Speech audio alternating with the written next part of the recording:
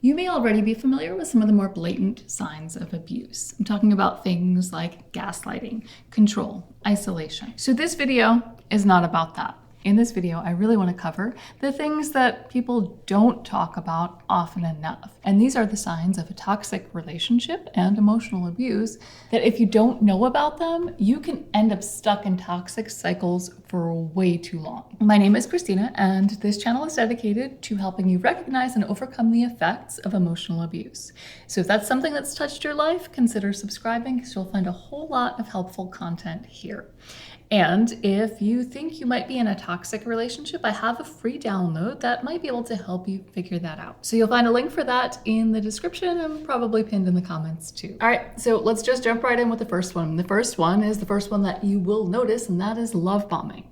And love bombing can be difficult to detect, but I'm going to give you some tips to help you figure out what is healthy and what is unhealthy in the beginning of a relationship. So the reason why love bombing is difficult to detect is because everyone's showing up as their best self in the beginning of a relationship. So you don't expect somebody to show anger or the ugly parts of themselves right away. If they did, you probably wouldn't stick around because you'd assume that that's still the best part of themselves and there's more ugliness underneath. And in the beginning, when you really like someone, you have all those feel-good hormones swirling around and you want to spend more time with that person because it feels good. All that stuff is natural. Where it becomes unhealthy is when it feels like an obsession, when it feels like this person's life was not complete without you and they're using you to complete them. When it feels like they didn't have a life before, and now all of a sudden their relationship with you is all consuming. And when this is an unhealthy connection, you are not going to be able to slow it down without stopping it.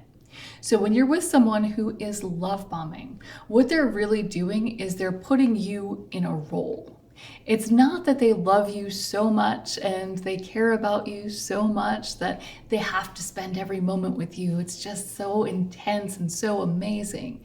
That's what they want you to believe. But when someone is truly love bombing, really anyone could play that role. They need someone to put on a pedestal in that moment, and they need that person's love and affection and admiration. So if you're not going to give it to them, or if you're not going to give it to them with the intensity that they want, it's going to be over. In an unhealthy connection also, you'll notice that almost every time the person who's forcing that connection, the person who's forcing the love bombing, is going to say, I love you very, very early. And they do this because they are trying to force a connection. They're trying to expedite that connection to get you feeling like you're closer to that person than you actually are.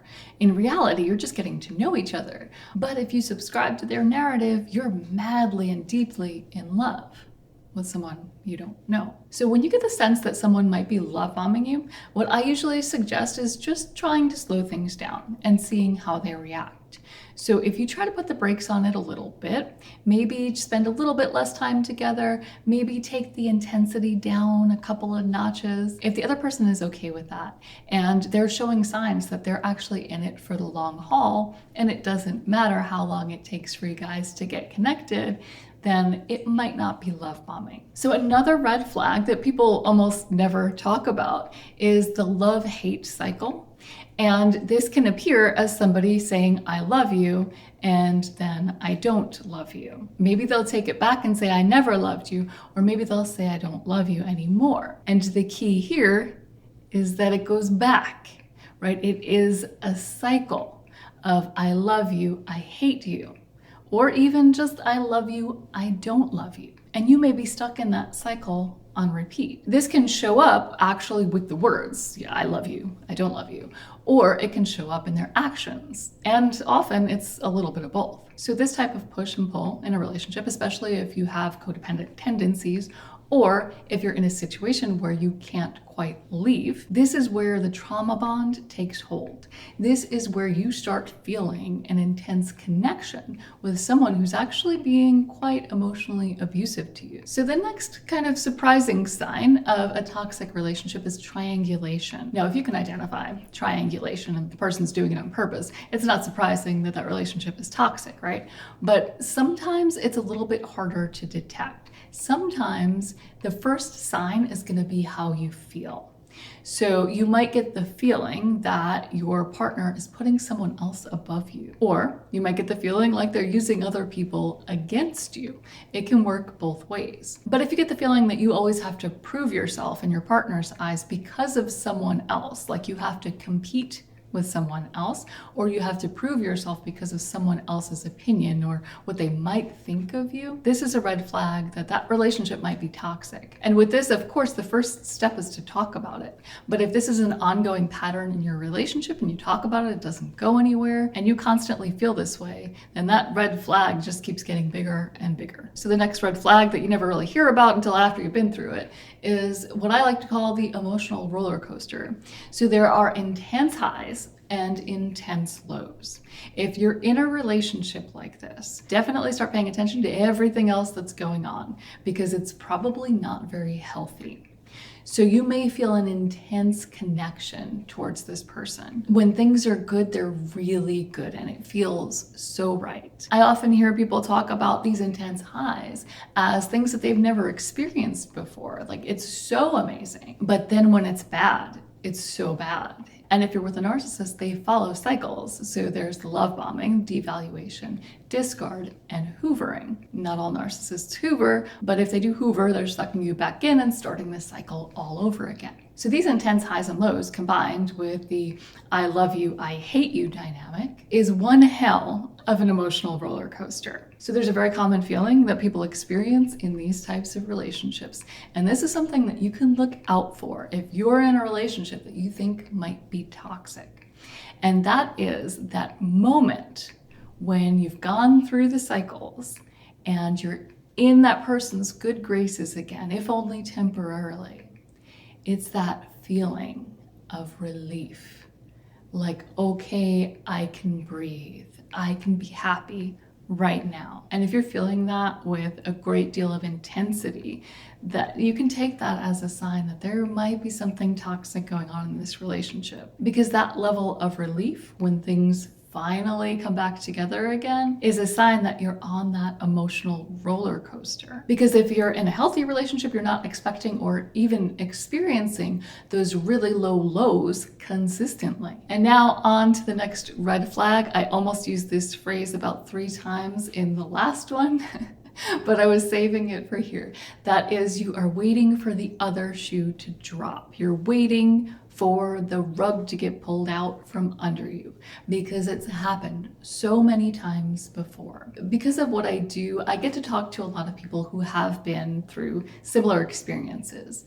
And this is something that I've experienced, and I've coached other people who have experienced the same. When you're in a relationship that's incredibly toxic, you will have those deep sighs of relief. You will have those moments where you just feel like, okay, I can relax now because there was just a storm. And that means there's not going to be another one today, maybe tomorrow. So you have that deep level of relief, but it doesn't last long at all, because it's not long before reality sets in and you realize that more time has passed and you're getting closer to that other shoe dropping, whenever that might be. So when you're in it, you know, you have some sense that you're not fully relaxed, and that in those in-between moments, you know that you have some level of anxiety and, you know, waiting for things to go wrong. But for most of us, it's not until we're fully out of it that we realize how intense it was. And this is the conversation that I've had with a few people, in that looking back at old photographs of those happy times, there's a sense of anxiety. Those pictures that really should bring up happy feelings, happy emotions, because in that moment you thought you were happy. They actually bring up a whole cocktail of negative emotions, of things that you were probably thinking in that moment, things that you were insecure about, things that you were afraid of happening next. But in that moment, by comparison, you were happy.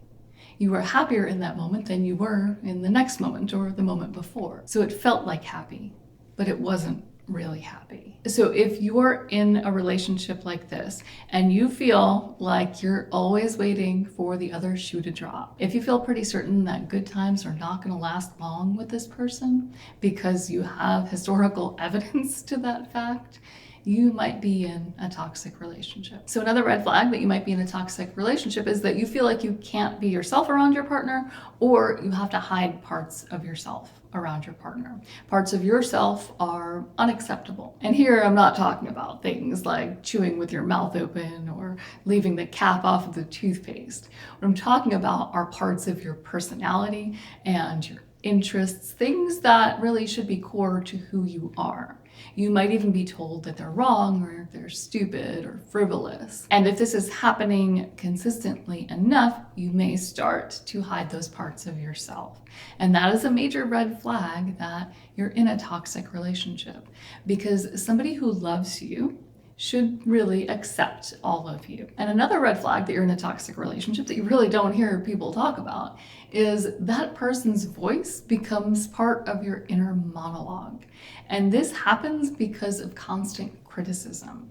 You're so tired of being criticized, and you're so eager for those moments of relief when you are accepted by this person, and that person is saying the I love yous instead of the I don't love yous and I hate yous, that you do whatever you can to avoid criticism, and there's a lot of it. And this can also be part of a bigger manipulation tactic called gaslighting, where the abusive person tries to get you to doubt your sense of reality and disconnect you from your sense of self. So if everything you do is always wrong, before you do anything, you might hear that voice in your head telling you why you shouldn't do what you're about to do.